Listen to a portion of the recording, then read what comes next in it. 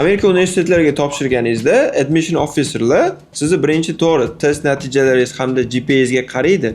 Lekin keyingi eng e'tibor beradigan narsa bu personal statement. Personal statement bu sizni yagona shaxsingizni, qanaqa odamligingizni ko'rsatib beradigan essay hisoblanadi. Siz hech qachon olgan SAT natijangiz yoki GPA'ingiz bilan qanaqa odamligingizni isbotlay olmaysiz.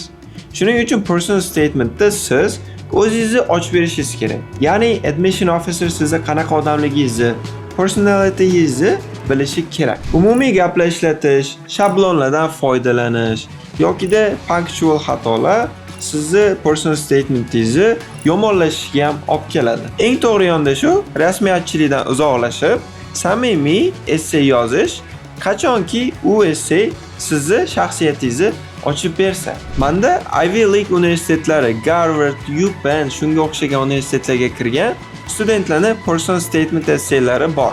Hammasini jamlab qo'yganman. Buni olishingiz uchun prosta kommentariyada essay so'zini qoldiring, men sizga tashlab beraman.